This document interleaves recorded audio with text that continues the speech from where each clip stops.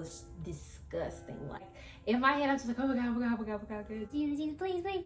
I was seeing doubles for a second, so I'm sweating bullets. All you heard is boo, boo, boo, boo, boo, boo, boo. What's up, you guys? Welcome back to my channel. Make sure y'all like, comment, and subscribe. Today, I'm gonna be talking to y'all about the two procedures that I had done, which was the colonoscopy and the endoscopy. I'm gonna tell y'all about the prep, because that shit was horrible. I'm gonna be honest, it's fucking horrible. So normally, they really don't suggest that people have a colonoscopy until they're like 45 or 50. Your doctor has to basically request that you have one done.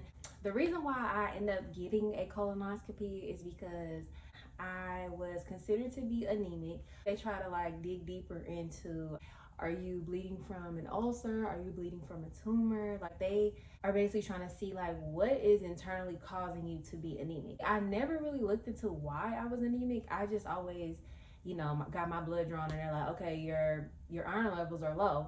But this has been a thing for a while now. And even when I like had my son, I had to get an iron transfusion. So it kind of was going on for a while. I didn't think of it on a deeper level like that. And then another reason is because I've always been that type to, like, after a lot of foods that I would eat, my stomach would always hurt.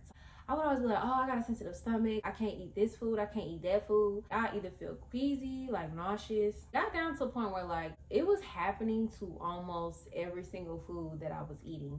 When I would eat like greasy foods, spicy food, just a heavy amount of those kind of foods. I would say like 7 months after I had my son is when the heartburn kind of started. I used to DoorDash all the time, spending money. Sometimes I would just like eat and go straight to sleep. Didn't even think about it. You're really not even supposed to lay down like an hour after you eat. You're supposed to like sit up straight so your food can digest. For those of y'all who have kids, y'all know like when y'all are in the early stages, you know, you're tired. You're not getting any sleep, so you can't really cook because you're watching your kids. They're so dependent at their age. You just trying to find something quick to eat to fill you up and then you go to sleep. Like, I don't eat pizza and wings every day. My body, most of the time, will react when it's not used to certain foods. Over time, it started to be more so my esophagus. It felt like a burning sensation. And I was like, okay, this is not normal to have this much heartburn. So I ended up telling my doctor about it. First, she had put me on pantoprazole, and it was like a 20 milligram. And I already told y'all in my last video, like I am not consistent with medication. Taking medication consistently is hard for me. So that's another reason why I just be choosing to eat right. Cause I'll be like, okay, I don't got time to be sick. Pantoprazole is kind of like a long-term medication. Like you can't just take it for one night and think you'll be okay. Like you have to take it consistently and then it starts to kick in like 2 or 3 weeks. I would like take it on and off when I had heartburn. So in my head, I'm like, oh, okay, yeah, I take the medication, I'll be good. And that was not the case at all. Once the medication, I just was like, okay, this is not working. Like I need to do something further than what's going on because it just started to get worse. I was like, okay, I need to first change my eating. It got to a point where I just could not eat anything else but fruits and vegetables. It's never ever been like that at all. So that's how I knew, like, okay, I need to go get this checked out.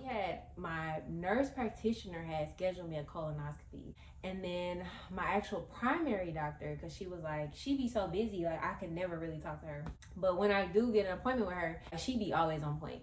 So she was just like, yeah, she should have gave you an endoscopy because that's your upper, you know, your upper GI. So she said, I'm gonna schedule you an endoscopy and a colonoscopy. You can do them at the same time.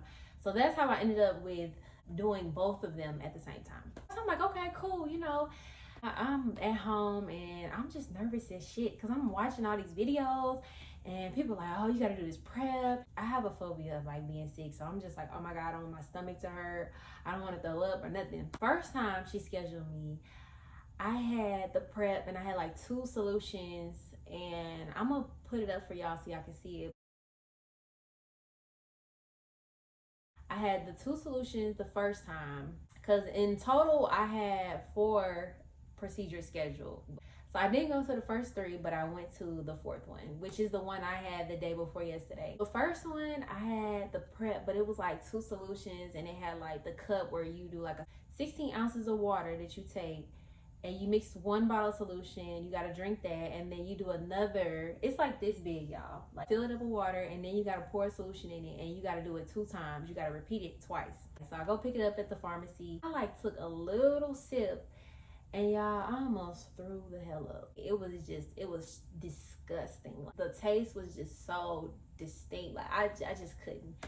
So as soon as I took a little sip, I like ran to the sink and I spit that shit out. Like I couldn't do it. The whole night I'm talking to my mama. She like, well, just taste it, just try it, cause you gotta see what's wrong with your stomach. I'm like, Mom, it's not gonna do me no good if I'm throwing it up. If I keep throwing the shit up, I'm not gonna be able to actually flush my colon. The next day, I end up calling my doctor and telling her, I'm like, I need to reschedule. Like, I can't do this prep. So she was like, okay, the next time, we'll do the Ducalax. I had 16 Ducalaxes that I was supposed to take. I was supposed to do 4 Ducalax pills every 4 hours. She gave me some Zofran, but Zofran is like nausea medicine, nausea pills you can take. So this time I went, I was just like, okay, I'm tired of running. Like, it's time that I get this procedure done. I literally was just at a point where I was just over it. I'm like, I'm ready to do it. I'm gonna do the prep, I'm gonna do the pills, the Ducalax pills, and I was like, it's not as bad as the other preps. So I was like, okay, I'm just gonna do it. So the day before I went in, I took the pills, the Ducalax pills. So like 2 days before my procedure, I took 1 Ducalax pill. In the morning, I ended up taking 3 more Ducalax pills because I took my first set at 4 a.m. and my stomach started to like cramp up after that, but I took a Zofran right after. Like as soon as I take the pills, that's when I take the Zofran. I was actually fine. Like I did feel a little nauseous, but it kind of like went away. And then around 1 o'clock, I took 3 more pills. I kind of did the pills on my own time because I feel like the doctors may be putting in prescriptions as to what they think should clear you out. But I feel like I'm 135 pounds. I get clear pretty fast. And for one, the day before, I didn't even eat that heavy anyways. My body was already cleansed. Like, it was already clear anyways. And I started using the bathroom more consistently. And then I took my last dose at like 4. So I think I took like 2 more pills. So at that point, it was like my bottom pelvic started to cramp up really bad. And that's the reason why I was just like, I can't take anymore. If you're not gonna take all your medication, make sure you drink a bunch of water. That is what also will clear you out, because the Ducalax basically is gathering all your electrolytes, all your water source, and it's creating a bowel movement. And if you're drinking a lot of water, it's not gonna have a choice but to push out all of that. So I was just drinking a lot of water, and that's what also was pushing everything out. And also it keeps you hydrated, because when you take Ducalax, it dehydrates you. I had 7-Up, I had ginger ale. They say don't do like drinks with like pulp in them, because once you start pooping, it'll eventually turn into water. It'll kind of go like a yellowish to a clear. So that's kind of where they want you, is a clear. I said I'm doing it whether I'm clear or not. It is what it is. And even if they wasn't going to be able to check the bottom end, they'll check the top end. Fast forward to the morning of my procedure. Y'all, I'm nervous as hell.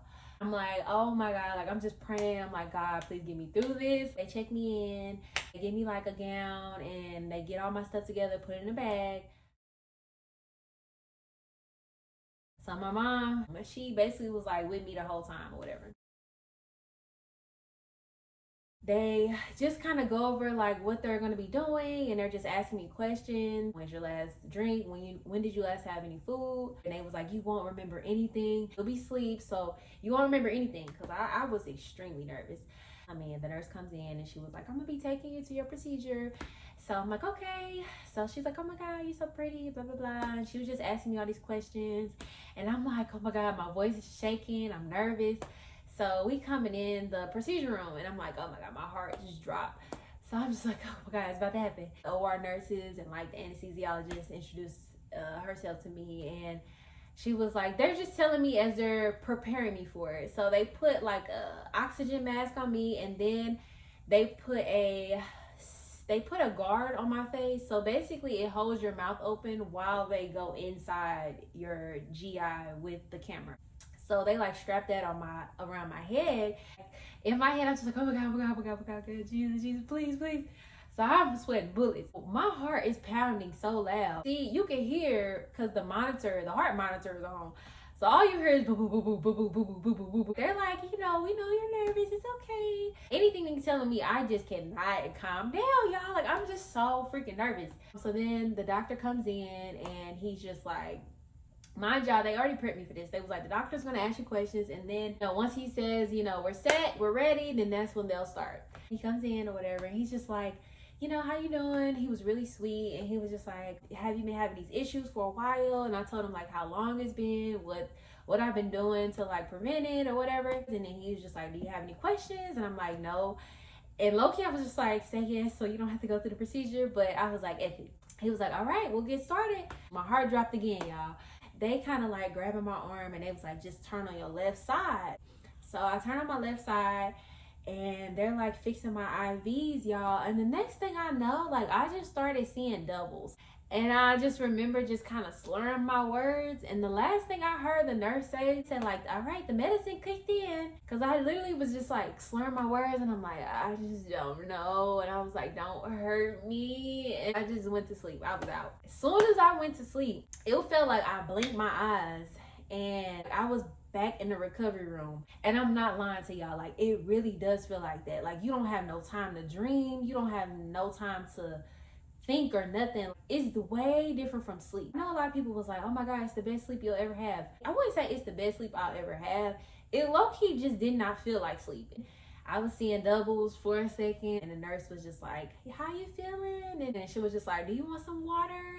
So in my head, I'm just like, what the hell just happened? I had a lot of spit in my throat and it felt like very moist. So I'm like, like, you feel extremely dizzy, but it's not to where you feel like unsafe. Like, it feels like it kind of is clearing up as you're talking, as you're kind of like moving around. And like once the nurse like brought the water in, I was kind of able to like sit up a little bit and I just started feeling better, kind of like the more time went on. I stayed there afterwards maybe for like 30 minutes, 35 minutes. General anesthesia is when it's like a long surgery or it's a long procedure, but they give you like a heavy sedation when you go for a colonoscopy or endoscopy. You're still awake, you're just unconscious, I guess, if that's how to put it.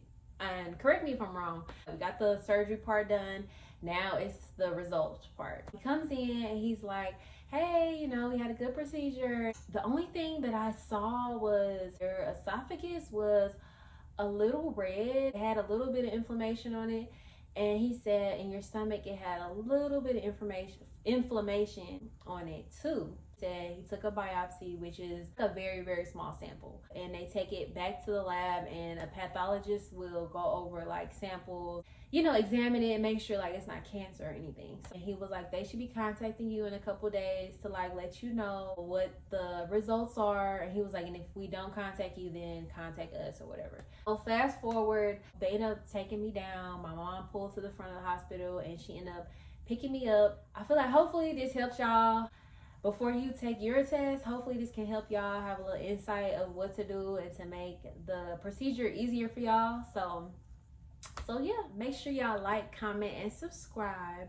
And I will see y'all in part 2.